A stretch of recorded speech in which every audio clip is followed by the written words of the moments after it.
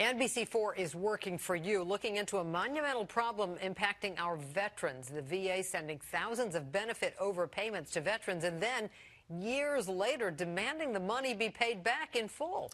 Tonight, consumer reporter Susan Hogan is getting answers and money back for some local vets.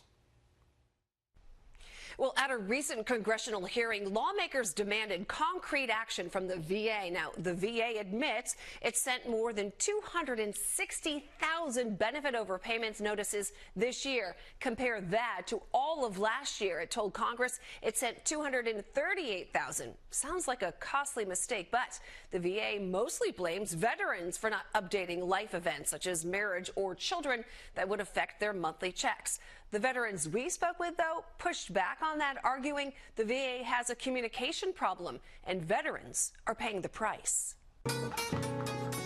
Isaac Daniel is a Navy veteran. He retired after 22 and a half years of service. He qualified for disability benefits and started receiving payments in 2006, $1,100 every month.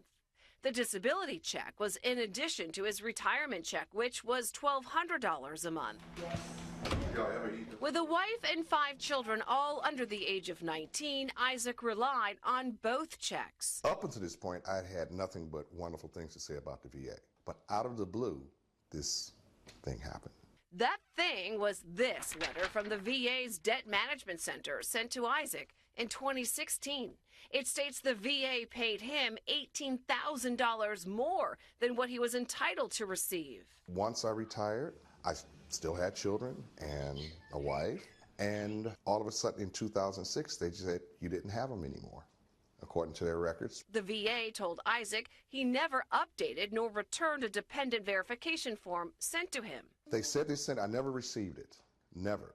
When Isaac called the VA to question the debt, he found out that the VA had sent the dependent verification form to an address he lived at 35 years ago. Isaac thought he updated all his information when he applied for a VA loan and moved to Fort Washington, Maryland. So everything was up to date, everything was, except for the one place, which was the disability area.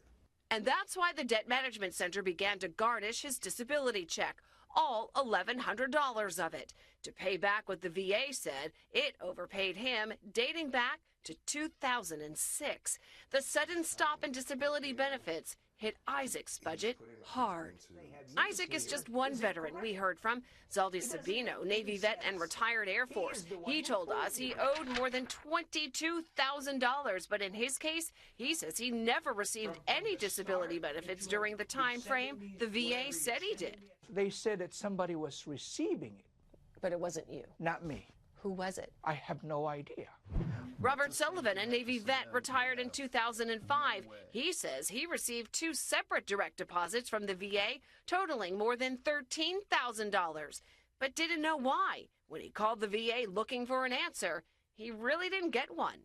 After numerous phone calls, nobody would tell me really anything. They were very vague about it. Robert admits he did spend part of that money when he got in a financial bind. But months later, the VA sent him a letter asking him to pay it all back. Well, I don't have it now.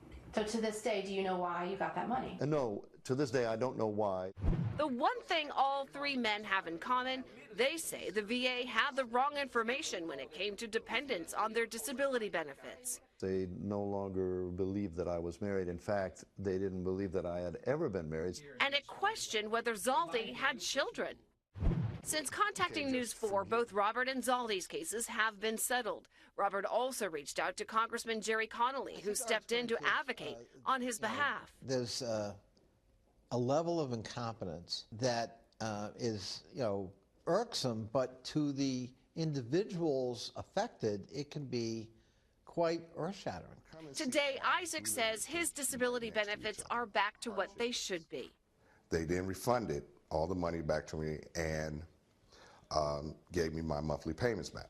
But members of Congress say the problem with record keeping and communication still exists. It's not only maddening, but it actually threatens a family's budget and their ability to make their rent or their mortgage payment or keep food on the table. Now, Congressman Connolly, of course, is just one advocate for these veterans. The VA has yet to give Congress any concrete plan to fix the problem. However, this past summer, it did start offering a 12-month payment plan if veterans could not pay back the overpayment in full. The VA secretary denied our numerous requests for an interview. We are working for you, and we will, of course, stay on top of this story.